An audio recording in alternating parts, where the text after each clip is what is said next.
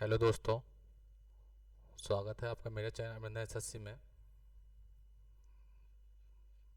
तो आज मैं आपके लिए लेके आया हूँ एसएसजीडी का प्रीवियस ईयर पेपर जो 4 फरवरी 2025 शिफ्ट 1 में हुआ था। तो आज मैं आपके सामने उसका सॉल्यूशन कराऊंगा। कुछ ही दिनों में एसएसजीडी का वैकेंसी आने वाला है, तो वीडियो आपके लिए हेल्पफुल होगा। शुरू से अंत तक देखें वीडियो को। चलते हैं आज के पहले क्वेश्चन की तरफ। दो संख्याओं का महत्तम समवर्तक HCF 11 है और उनका योग 132 है। यदि दोनों संख्याएं 42 से बड़ी है तो दोनों संख्याओं का अंतर है।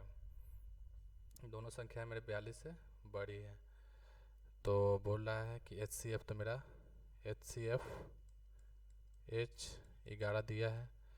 हम पहला संख्या और दूसरा संख्या HA और HB मान लेंगे ताकि दोनों का एलसीएम फिर H हो जाएगा, जो मेरा 11 दिया है।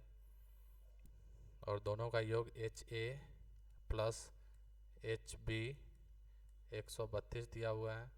यहाँ पे दोनों संख्याओं को 132 दिया हुआ है, तो यहाँ से हम H कॉमन ले लेंगे। A plus B equal to 132 132। H की जगह पर हम 11 पुट करेंगे, क्वेश्चन में दिया हुआ है A प्लस B 132। तो यहाँ से A plus B equal to मेरा 12 आ जाए। 11 12 132 होता है, तो A plus B equal to 12 आ गया। तो हम देखें कि A प्लस बी का कौन कौन सा वैल्यू होता है जिसके जोड़ने पे मेरा 12 आ रहा है। तो 1 और 11 को जोड़ेंगे तो 12 आ जाएगा। सिर्फ को प्राइम वाला ही संख्या होना चाहिए। 2 10 नहीं होगा, 3 9 नहीं होगा, 4 7 4 8 नहीं होगा, 5 7 6 6 नहीं होगा, और उसके बाद फिर से रिपीट होगा। अब 7 5 और फिर से 11 1। तो मेरा दोनों संख्या 42 से बड़ी होनी चाहिए। तो एक को तो नहीं ले सकते। एक 11 से हम यहाँ पे एच का वैल्यू अगर 11 रखे और 1 रखेंगे तो 11 आ जाएगा, जो छोटा हो जाए। 5 और 7 वाला लेंगे जिससे ए का वैल्यू मेरा 5 होगा और बी का वैल्यू 7 होगा। तो एच ए जो मेरा 11 है और ए का वैल्यू यहाँ से मेरा 5 है, तो मेरा 55। और एच बी 11 11 है और बी का वैल्यू यहाँ से मेरा 7 है, तो 77। दोनों को जोड़ के देखेंगे तो मेरा 7 5 12 के 2 हासिल है, 7 5 12 के 13 हो जाएगा। तो मेरा 55 और 77 आ गया। बोला है दोनों संख्याओं का माइनस, तो 77 माइनस 55 करेंगे। दोनों संख्या का अंतर पूछा है, तो 22 आ जाएगा आंसर। चलते हैं नेक्स्ट क्वेश्चन की तरफ।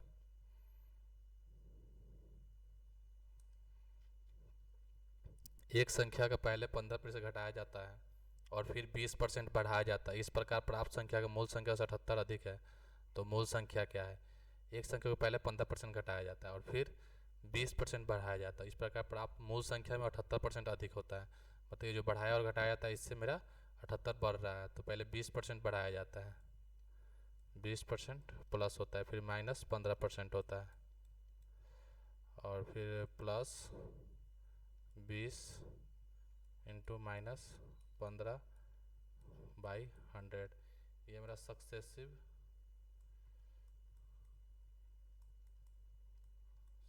रेट का फॉर्मूला आता है। जब बढ़ाया और घटाया जाता है तो उसको हम कहते हैं X plus Y plus X Y by 100 से मेरा कितना रेट बढ़ रहा है चाहे घट रहा है निकालते हैं उसको। तो 20% पहले बढ़ रहा है, फिर 15% घट रहा है, तो 20 और 15 में से 5, और प्लस माइनस माइनस 15 और 20 को 20 बार करेंगे तो 300/2। तो यहाँ से फिर मेरा 100 से 2 गया, तो मेरा यहाँ से 2% बढ़ रहा है, और 2% बढ़ रहा है जो 78 है। 78 बढ़ रहा है, 2% बढ़ रहा है, तो वहाँ से हम 100% निकाल सकते हैं।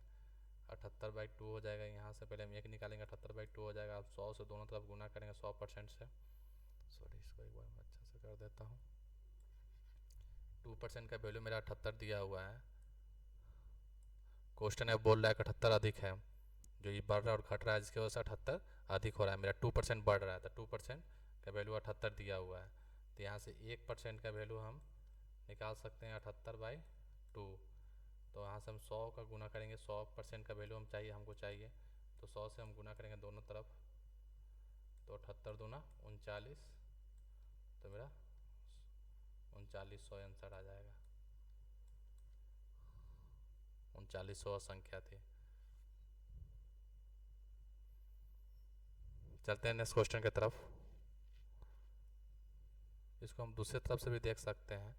अगर हम मान लेते हैं कि लेट संख्या को x मानते हैं, x में पहले 20% बढ़ रहा है, 20% बढ़ रहा है तो कोई संख्या 100 है तो बढ़ के कितना हो जाएगा, 120 हो जाएगा।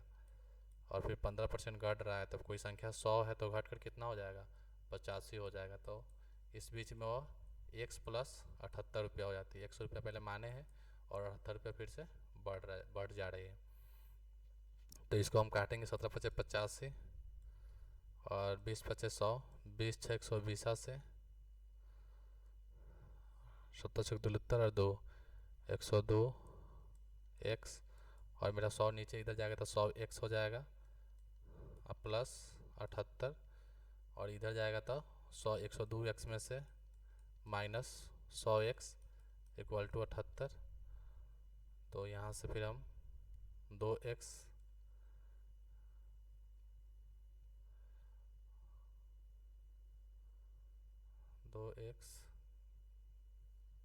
ओ सॉरी 100 हम गुना करेंगे 100 से, इधर 100x इसमें गुना किए हैं 100 से, तो इसको भी करेंगे तो 7800 मेरा होगा।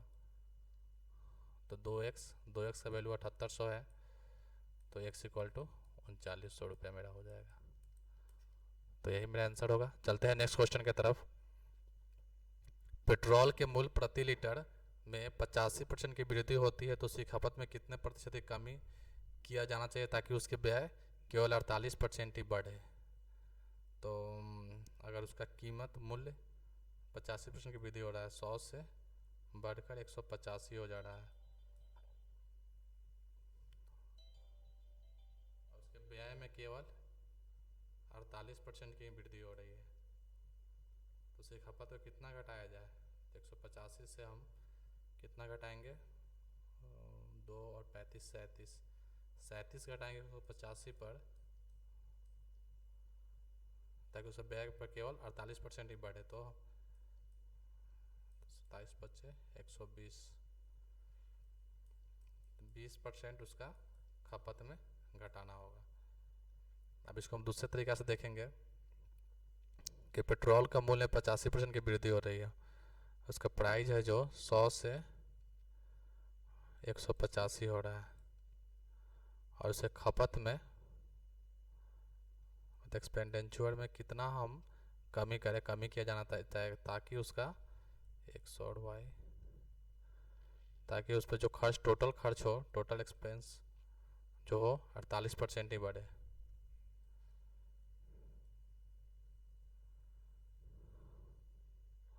तो यहाँ से हम गुना करेंगे तो 100x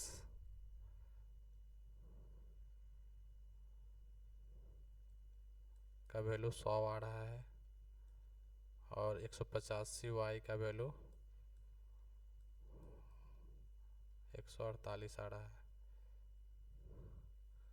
तो इसको यहाँ से हम 100 से 100 काट देंगे तो xy मेरा यहाँ से 185 बाई 148 हो गया।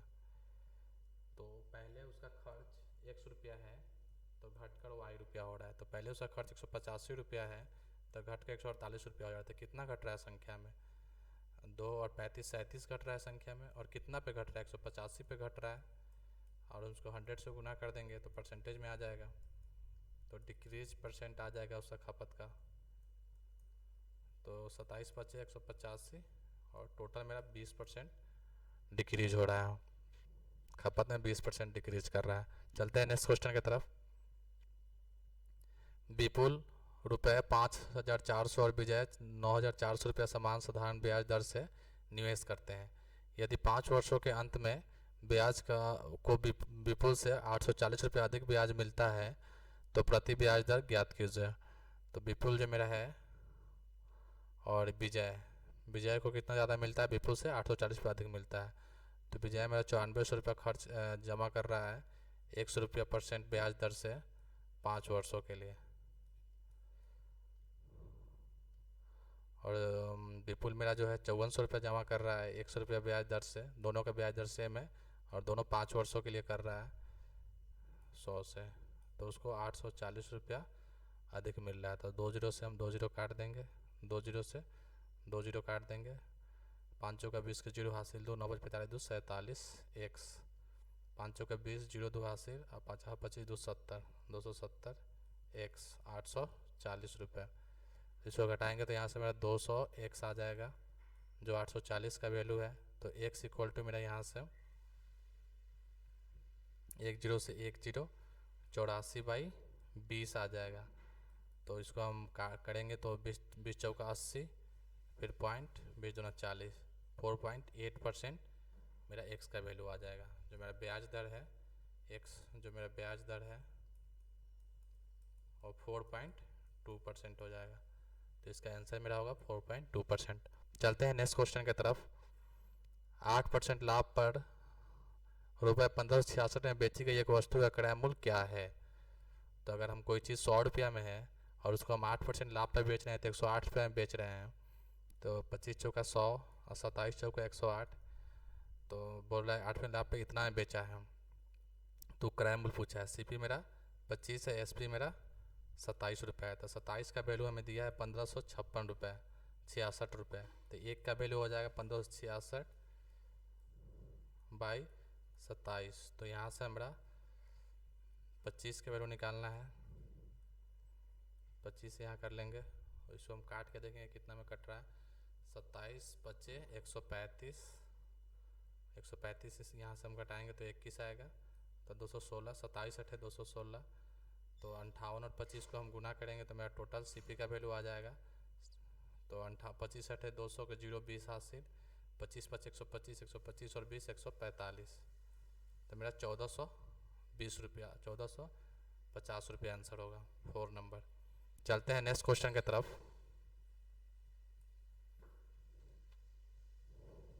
दो 210 मीटर और 140 मीटर लंबी दो ट्रेन क्रमशः 80 किलोमीटर और 150 किलोमीटर की गति से एक ही दिशा में चल रही है।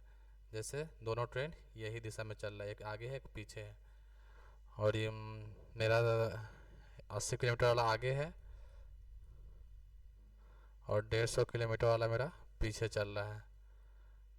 पीछे से आ रही तेज़ वाली गाड़ी दूसरी ट्रेन को पूरी तरह से पार करने में कितना समय लेगा? तो ये 80 से चल रहा है और पीछे से ये 150 से चल रहा है, तो इसका रिलेटिव स्पीड हो जाएगा,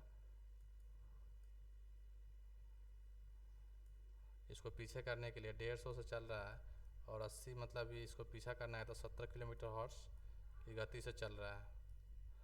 और मैं टोटल टाइम इक्वल टू होता है total distance equal to total time, time equal total distance total speed formula होता है। तो टोटल डिस्टेंस मेरा दोनों होगा 210 और 140 जोड़ेंगे, 210 और 140, और टोटल स्पीड मेरा जो है 70 किलोमीटर हॉर है। और इसको हम अगर मेरा ऊपर मीटर में दिया है तो इसको हम सेकेंड में बदलेंगे, तो 5/18 से गुना करेंगे तो 240 210 140 को हम 350 कर देंगे और 70 इंटू 5/18 तो 70 25 350, तो मेरा 18 सेकेंड आंसर आ गया। और हमसे पूछ रहा है कितना समय मिनट में लगेगा, तो 18 सेकेंड है, इसको मिनट में बदलना है तो 18/60 कर देंगे मिनट, तो 18 और एक पॉइंट है तो 0.3 मिनट। तो मेरा आंसर हुआ 3 नंबर। चलते हैं नेक्स्ट क्वेश्चन की तरफ। एक छात्र को एक किताब की खरीद पर निम्नलिखित 4 प्रस्ताव मिल रहे हैं। 20% 20% की 2 क्रमिक छूट, 25% 15% की 2 क्रमिक छूट, 30% 10% की 2 क्रमिक छूट और 5% 35% 2 क्रमिक छूट। तो कौन सी योजना सबसे अधिक छूट प्रदान करेगी? तो मेरा जिसका डिस्टेंस सबसे कम होगा वही योजना मुझे सबसे ज़्यादा छूट देगी। तो मेरा इसका डिस्टेंस इसका 40 है, इस दोनों का डिफरेंस 0 है, और ये दोनों का डिफरेंस कितना है 10, ये दोनों का डिफरेंस 20 और ये दोनों का डिफरेंस 30 है। जिसका डिफरेंस ज़्यादा होगा तो वो मुझे ज़्यादा मतलब लाभ देगी। जैसे कि इसका डिफरेंस 0 है तो हम 20% सक्सेसिव रेट मेरा होता है, फार्मूला होता है सक्सेसिव रेट का x + y + xy/100। तो मेरा 20 को हम x मानेंगे और 20 को y मानेंगे, तो 20 प्लस 20 और 20 प्लस इंटू 20 इंटू 100, तो 1 0 से 1 0 कट गया। अब 20 20 40, छूट की बात कर रहा है तो निगेटिव होगा यहाँ पे, ये भी निगेटिव होगा, छूट है। और ये निगेटिव निगेटिव यहाँ निगेटिव होगा तो मेरा निगेटिव प्लस हो जाएगा, तो ये मेरा प्लस होगा, तो -40 और +4, तो मेरा -36% डिस्काउंट होगा। इसको हम करके देखेंगे तो 25 और 15, तो 25 -15 प्लस 25 माइनस होगा, यहाँ भी -15 इंटू 100, तो 25 25 15, 25 15 -40 और माइनस प्लस, और 25 को 15 से गुना करेंगे 375 हो जाएगा, तो मेरा +375 हो जाएगा। तो यहाँ हम इसको करके देखेंगे तो मेरा ये हो जाएगा 36.25 माइनस डिस्काउंट 36.25, और इसको करके देखेंगे तो 10 10 -40 और माइनस में प्लस 300, तो 3, तो -37% ये डिस्काउंट दे रहा है। और इसको करके देखेंगे तो 35 35 -40 और माइनस में फिर प्लस, और 35 5 175, 35 5 175 पॉइंट, तो ये मेरा 38.25 डिस्काउंट दे रहा है। तो सबसे ज़्यादा डिस्काउंट मेरा कौन दे रहा है, तो ये दे रहा है 4 नंबर, ये मेरा 38.5% डिस्काउंट दे रहा है, जबकि ये मेरा 36% ही दे रहा है, 36 पॉइंट समथिंग 2.5% दे रहा है, ये 37 पॉइंट दे रहा है प्रतिशत, और ये मेरा सबसे ज़्यादा 38.25% छूट दे रहा है, तो मेरा आंसर होगा 4 नंबर। चलते हैं नेक्स्ट क्वेश्चन की तरफ। मान ज्ञात कीजिए। तो पहले हम छोटी कोष्ठ को देखेंगे, इसको उतार लेंगे हम 48/8 49/7 प्लस 40/4 इंटू 7 - 30, तो ये 48, जस्ट हम इसको ऐसे ही छोड़ देते हैं अभी, चाहे हम इसको लगाते चलते हैं, छोटी कोष्ठ में है इसको लगाते हैं यहाँ पे।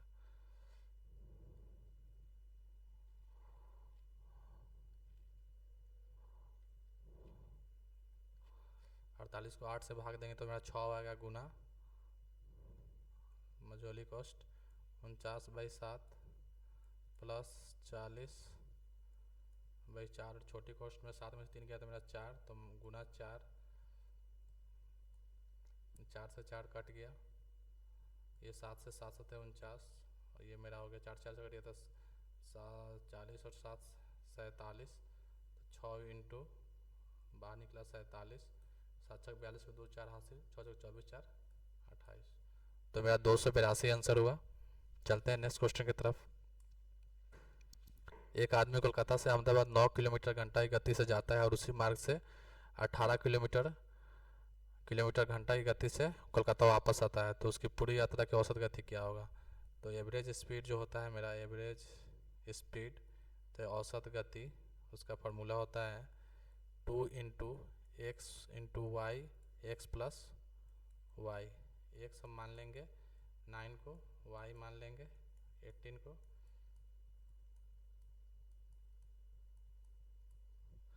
अब दोनों को पुट करेंगे फुल में 2 इंटू 9 इंटू 18 और 9 प्लस 18, तो 2 इंटू 9 इंटू 18, 18 9 27, तो 9 3 27, 3 6 18, तो 12 किलोमीटर प्रति घंटा के स्पीड से उसका एवरेज स्पीड आ गया। चलते हैं नेक्स्ट क्वेश्चन की तरफ। मंदार के 2 पोते केतन और तुषार हैं। 11 वर्षीय केतन को मंदार की संपत्ति से कुछ धन मिलता है और 12 वर्षीय तुषार को शेष धन मिलता है, लेकिन केतन और तुषार को धन केवल 22 वर्षों की आयु के लिए मिलता है, मतलब जब तक वो 22 वर्ष की आयु होंगे तभी तक उनको मिलता है, आयु होने पर ही मिलेगा, तब तक धन बैंक में 8% की वार्षिक चक्रवृद्धि ब्याज दर से जमा है। जब दोनों 22 वर्ष के हो जाते हैं तो उन्हें समान राशि प्राप्त होती है। यदि मंदार के पास कुल 24,700 रुपये थे तो मंदार ने तुषार को शुरू में कितना दिया था। तो मेरे मंदार के 2 पोते हैं, एक केतन है और एक तुषार है। केतन को मान ली कि x रुपया दिया और तुषार को y रुपया दिया। तो x रुपया दिया तो उस पर चक्रवृद्धि ब्याज x रुपये पे वो लगा रहा है, तो 1+r/100। और केतन मेरा 11 साल का है, 11 वर्ष का है, और तुषार मेरा 12 वर्ष का है। और दोनों को 22 वर्ष में पैसा मिलेगा, तो इसका पैसा 11 वर्ष तक ब्याज होगा और इसका 10 वर्ष तक ब्याज होगा। तो यहाँ से हम देखेंगे तो इसका टाइम जो हो जाएगा x/t होता है, तो r जो मेरा 8% है और t जो मेरा है 11, तो x के लिए 11 ईयर्स,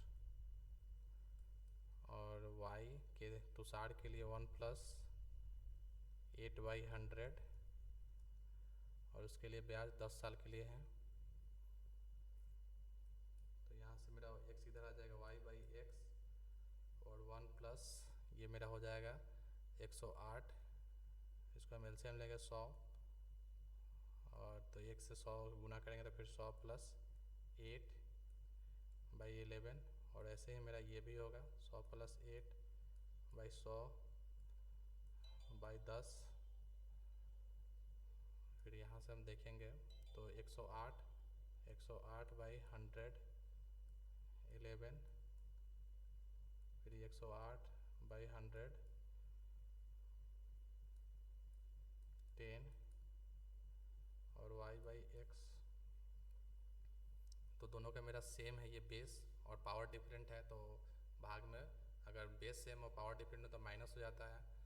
तो y/x इक्वल टू 108/100, और 11 में से -1 गया तो -10 गया तो 1, तो मेरा y और x का वैल्यू यहाँ से आ जाएगा 27 चौक 128 और 25 चौका 100, तो 27/25, और पावर 1, 11 में से 10 1, तो उसका 1 का कोई वैल्यू नहीं होता है। तो मेरा y का वैल्यू यहाँ से हो गया 27 और x का वैल्यू हो गया 25, और टोटल राशि मेरे पास, टोटल अनुपात में जो राशि है मेरे पास 52 है, 27 और 25 52, और जो बोल रहा है टोटल राशि का वैल्यू जो है 24,700 रुपये है। तो मेरा यहाँ से 52 का वैल्यू दिया है 24,000, 52 के लिए तो 24,700, तो यहाँ से 1 का वैल्यू हो जाएगा 24,700, 24,700 इक्वल टू 52। और हमसे किसका पूछा है? मंदार ने तुषार को, तो तुषार से 27 है, तो 27 का वैल्यू यहाँ 27 को गुना करेंगे तो 27 का वैल्यू आ जाएगा। 52 को हम 247 में से भाग करेंगे तो नेक्स्ट पेज एक और लेना होगा ज़्यादा पेज। 52 को हम 247 अगर 0 तो हम 4 बार में 208 9 3 फिर 0, तो 52 सते 7 दूनी 14 4 हाथ से 7 बजे 35 1 36, तो 6 8 में से 6 गया 2 और 0, तो 52 बचे 260 होता है। तो मेरा इससे आंसर आ गया 475। तो इससे मेरा ये 475 बार में कटेगा। अब 475 को जब हम तुषार का पैसा हमको निकालना है, टी का तुषार, तो हम 475 को जो 27 से गुना 27 बचे 35 के 5 13 हासिल, 27 सते 189 189 और 13 189 और 13 202 का 2 20 हासिल, 27 चौका 108 108 और 20 128, तो 128 और 25 मेरा आंसर आएगा, जो 1 नंबर आंसर है। चलते हैं नेक्स्ट क्वेश्चन की तरफ। ये थोड़ा लेंथी क्वेश्चन है, इसको 2 बार देखिएगा तब जाके आपको अच्छा समझ में आएगा।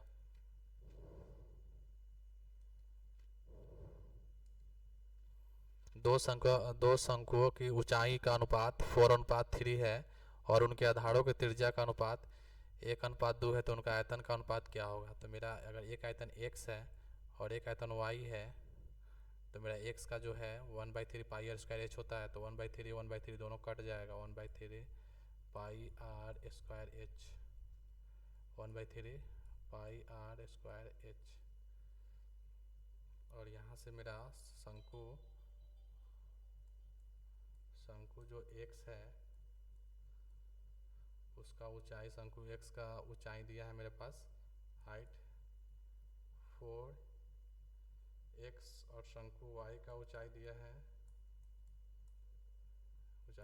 3x, और त्रिज्या दिया है मेरा शंकु x का 1y, और इसका शंकु y का मेरा त्रिज्या दिया है, इसको a भी मान लेते, शंकु a और शंकु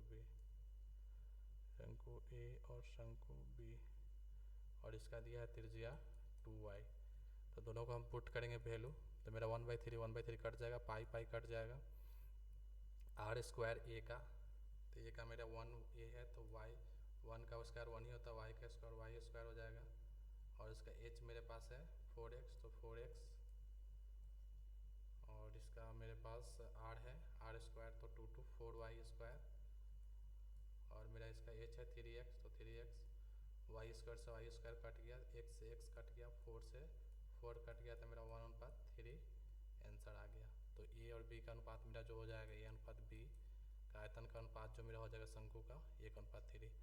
तो चलते हैं नेक्स्ट क्वेश्चन की तरफ। दो संख्या 4:9 के अनुपात में है, यदि उनके बीच के मध्य अनुपाती 24 है तो दोनों संख्याओं का बीच का धनात्मक अंतर क्या होगा। तो मेरा दो संख्या है, संख्या 1 और 2 जो 4 और 9 है, और मेरा मध्य अनुपाती का जो फॉर्मूला होता है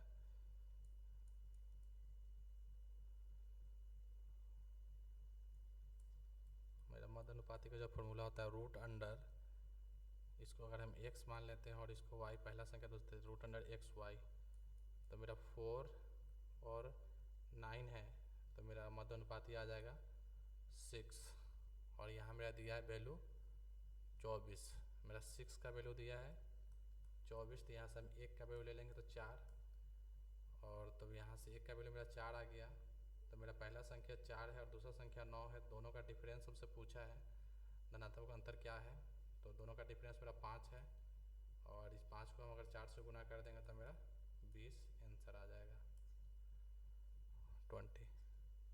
चलते हैं नेक्स्ट क्वेश्चन की तरफ। एक बेईमान दुकानदार ने अपने सामान को क्रय मूल्य पर बेचने का वादा करता है, हालांकि वह एक ऐसा वजन उपयोग करता है जिसका वास्तविक वजन उस पर लिखे वजन से 40% कम है, तो उसका लाभ प्रतिशत ज्ञात कीजिए। एसपी मार्केट प्राइस और CP market price, SP actual, CP actual,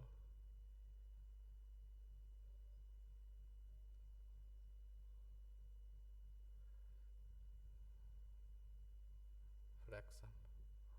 तो इस फॉर्मूला पे हम पुट करके बनाएंगे। जो सीपी मेरा मार्केट प्राइस है हमको पता नहीं है, एसपी मार्केट प्राइस हमको पता नहीं है, लेकिन वो क्रय मूल्य पर बेचने का वादा करता है, तो मेरा सीपी अगर 1 रुपया है तो एसपी भी 1 रुपया होगा, लेकिन जब वह उसको बेचता है तो उस पर 40% कम देता है, पैसा तो उससे 100 रुपया का लेता है, 100 सामान का है, लेकिन उसको सामान देता है 40% कम, 54 सामान देता है, तो इस पर मेरा फ़ायदा कितना हो जाएगा, सीपी मेरा हो गया यहाँ से एसपी इक्वल टू सीपी, तो 100 और 54, तो इस 1 से गुना करेंगे तो ऐसे करके गुना करके, तो इसमें मेरा फ़ायदा कितना है 54 रुपया पे, 54 रुपये का सामान हम 100 रुपये में बेच रहे थे, मेरा 46 फ़ायदा है। तो प्रॉफिट परसेंट हमसे पूछा है, उसका लाभ प्रतिशत 46/54 इंटू 100, तो मेरा ये 4600/54 हो जाएगा, 4600/54, 4600/54, तो इसको हम डिवाइड देंगे ऐसे, तो 5 × 40 और 8 × 32, 8 से हो जाएगा, और 0 में से 8 गया 8 और 2, फिर 500 का 50 25, 500 का 270, 5 बार में लग जाएगा 10, तो 85 मेरा एक ही में ऑप्शन है, तो मेरा 3 नंबर ऑप्शन होगा। चलते हैं नेक्स्ट क्वेश्चन की तरफ। 28, 60 और 120 और 135 का एलसीएम क्या होगा। एलसीएम मतलब होता है list common factor, list common factor, सबका सबसे छोटा फैक्टर। तो 28 का मेरा क्या होगा, 2 का क्यूब और 7 का 1 तो 28 होता है। 60 का हो जाएगा मेरा 12 25 60, तो 12 25 60 तो 4, तो 2 का 4, 2 का इंटू 3 इंटू 5, और 120 का मेरा हो जाएगा 120 का मेरा हो जाएगा 24 बचे 120, तो 2 का क्यूब और 3 8 24 इंटू 5 1, और उसके बाद मेरा 135 का हो जाएगा 135 का हो जाएगा मेरा 27 बचे 135, 3 का क्यूब इंटू 5, तो इसमें से सबसे हम बड़ा बड़ा लेंगे, तो मेरा 3 का क्यूब एक ठो होगा, इस सबसे बड़ा 3 का क्यूब है इसमें, और उसके बाद 2 का क्यूब है, और 5 का 1 है, और 7 का 1 है, और इसको हम करेंगे तो मेरा एलसीएम आ जाएगा। तो 3 का क्यूब 27, 2 का क्यूब 8 और 5 इंटू 7, तो मेरा हो जाएगा 8 पचे 40 और 40 सत्ते 280 इंटू 27, तो 27 को फिर इससे हम गुना करें तो 0, और 27 अठे 216 के 6 21 हासिल, 27 दूना 54, 54 और 21 54 और 21 54 एक 5 और 2 7 75 60 आंसर आएगा। ये 2 नंबर। चलते हैं नेक्स्ट क्वेश्चन की तरफ। एक कार्य को 32 दिन में एक कार्य को 32 दिन में एक कोई है उसका 32 दिन में कार्य कर सकता है, और बी उसी कार्य को 48 दिन में कर सकता है, बी 48 डेज में उसी कार्य को कर सकता है। वे 8 दिनों तक एक साथ कार्य करते हैं और फिर ए चला जाता है, बी शेष कार्य का 60% कितने दिनों में पूरा करेगा। तो पहले हम टोटल वर्क ला लेंगे दोनों का एलसीएम करके, तो 32 से 96 48 दूना 96, मेरा 96 आएगा। दोनों का लिस्ट कॉमन फैक्टर जो दोनों के टेबल में आता है, 32 से 96 और 48 दूना 96, और उसके बाद हम देखेंगे तो 32 से 96 और 48 दूना 96, तो दोनों का एफिशिएंसी, ए का एफिशिएंसी 3 है, पर डे 3 वर्क करता है, बी पर डे 2 वर्क करता है, तो फिर ये वे 8 दिन तक एक साथ काम करते हैं, ए प्लस बी 8 डेज तक एक साथ काम करते हैं, तो 8 दिन और पर डे 5 वर्क, तो मेरा 40 काम हो गया। तो शेष कार्य कितना बचा, शेष कार्य मेरा 56 बचा, और 56 का बोल रहा है कि 60%, 6/10 60%, 6/100 करेंगे, 0 से 0 कट जाएगा, मेरा बी करता है, बी द्वारा किया जाता है, तो बी का एफिशिएंसी 2 है।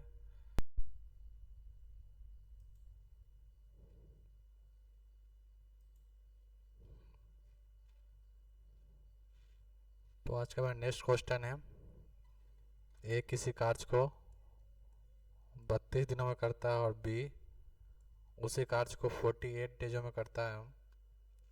ए 32 दिनों में करता है, बी 48 डेजों में करता है, तो वे 8 दिनों तक एक साथ कार्य करते हैं, फिर ए चला जाता है, बी से इस कार्य का 60% कितने समय में पूरा करेगा। तो ए कोई कार्य 32 डेज में कर रहा है और बी वही काम 48 दिन में कर रहा है, तो टोटल वर्क मेरा दोनों कैल्शियम लेंगे, तो 48 के टेबल में सबसे बड़ा 96 होता है, जो दोनों का से डिवाइड होता है, तो 96 मेरा हो जाएगा इसका एलसीएम। तो 32 से 96, ए पर डे 3 वर्क कर रहा है, बी पर डे 2 वर्क कर रहा है, तो बोल रहा है कि वे 8 दिन तक एक साथ काम करते हैं, तो ए प्लस बी का जो एफिशिएंसी है 5 है, तो 8 दिनों तक एक साथ काम करते हैं, तो 8 इंटू 5, तो 40 वर्क मेरा हो गया। तो शेष कार्य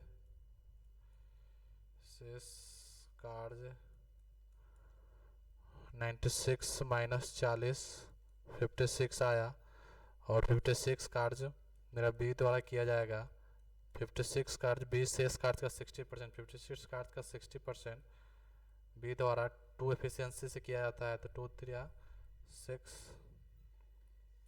चौथी 18 का 8 हासिल 1 5 15 1 16 और 10 है ना, हाँ 10, तो इसको फिर हम करेंगे तो 16 तो 160 8 बटा 10, तो 4 और 5 16.4/5 डेज मेरा आंसर आ जाएगा, जो मेरा 2 नंबर है। तो चलते हैं नेक्स्ट क्वेश्चन की तरफ। देखते हैं, एक परीक्षा में गणित में 3 प्रश्न पत्र हैं, मैथ का 3 प्रश्न पत्र है, अंग्रेजी का 2 प्रश्न पत्र है, और विज्ञान साइंस का एक प्रश्न पत्र है और सही प्रश्न पत्र 100 अंक का है। 100 अंक, 3 अंक, 3 पेपर है, सब 100 अंक का है। अंग्रेजी का भी 2 पेपर है, 100 अंक का है। और साइंस का एक पेपर है, वो भी 100 अंक का है। बोला इस को गणित में 60% मिलते हैं, तो 100 का 60 तो 60 होगा। इसको 60 मिला। और अंग्रेजी में 70%, तो 100 का 70% 70 ही होगा। और विज्ञान में 50%, 100 का 50% 50 ही होगा। तो यहाँ से मेरा टोटल मार्क्स मैथ में एस को मिलते हैं 60 या 180। और फिर इसको हम 3 से मल्टीप्लाई कर देंगे तो 2 पेपर है उसका, तो 140 उसका टोटल मैं इंग्लिश से मिलते हैं। और मैं साइंस का एक ही पेपर है, तो 1 से मल्टीप्लाई करेंगे तो 50। तो यहाँ से मैं उसका टोटल मार्क 180, 140, 320, 370 आ गया। और ऐसे उसका टोटल मार्क्स 300, 200 और 100 है, 600 है। तो 370 मार्क्स 600 में से आए, तो हम परसेंटेज निकाल देंगे। 20 से 20, 6 36 के 6 हासिल 1, तो फिर 6 कम 6 बचा 4, तो 6 परसेंटेज इतना आएगा। ये नंबर 2 नंबर आंसर। चलते हैं नेक्स्ट क्वेश्चन की तरफ। गोपाल, अक्षय और अतुल को औसत वजन 46 केजी है। गोपाल, अक्षय और अतुल का 46 केजी औसत वजन है। 3 से डिवाइड करें तो 46। अगर हम 3 से इधर जाके गुना कर देते हैं तो मेरा टोटल गोपाल, अक्षय और अतुल का टोटल वजन आ जाएगा 46 × 3, तो 36 18 का 8 से लेक 138। और बोल रहा है कि अक्षय और मेरा जो अतुल है दोनों का औसत वजन 45 है। औसत वजन 45 है, 2 से डिवाइड कर 45 तो 90, उसका टोटल नंबर 90 है। और गोपाल और अक्षय का औसत वजन, गोपाल और अक्षय का औसत वजन 40 दूना 80 है। 40 औसत वजन, तो पूरा टोटल वजन 80 है। तो हमसे किसका अक्षय का औसत वजन पूछा है? अक्षय का।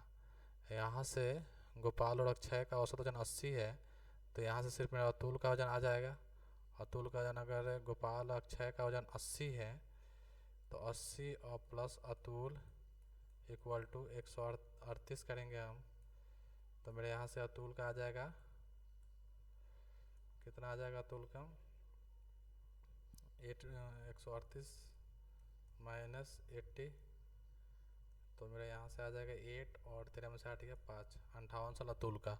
और अक्षय अतुल का यहाँ दिया हुआ है, इसमें हम पुट करेंगे अतुल का, तो अक्षय और अतुल का जो मेरा यहाँ 58 है, तो प्लस 58 90, तो यहाँ से अक्षय का जो है 32 आ जाएगा। तो अक्षय जो मेरा 32 वर्ष का है, तो अक्षय का वजन 32। चलते हैं नेक्स्ट क्वेश्चन की तरफ।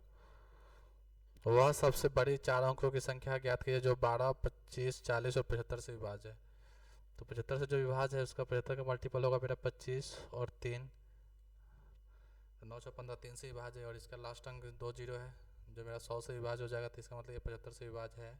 40 से भी है, 25 से भी है, 5 और 3 15 से भी है। लेकिन हमसे सबसे बड़ी संख्या पूछी है। 960 ये मेरा लास्ट का है। और जो 25 से डिवाइड होता है उसका लास्ट का 2 संख्या 25 से डिवाइड होता है। जैसे 25 से डिवाइड, लास्ट का 2 संख्या 25 से डिवाइड। उसके बाद 75 डिवाइड, द लास्ट का 2 संख्या डिवाइड। 125 डिवाइड, द लास्ट का 2 संख्या डिवाइड है और 25 से डिवाइड है। और अगर 150 तो इसका लास्ट का 2 संख्या 25 से डिवाइड है, तो इसका लास्ट का 2 संख्या 25 से डिवाइड नहीं है, इसका मतलब ये डिवाइड नहीं है 25 से, तो ये नहीं होगा। 75 इसका लास्ट का 2 संख्या 25 से डिवाइड हो जाएगा, और ये नहीं होगा इसका। और इसका लास्ट का 25 संख्या 2 से डिवाइड हो जाएगा। और 9 9 और 7 5 12, 12 और 18 30, ये 3 से भी डिविजिबल है, लेकिन 40 से नहीं है। 40 से नहीं है, तो मेरा यही आंसर होगा, 1 नंबर।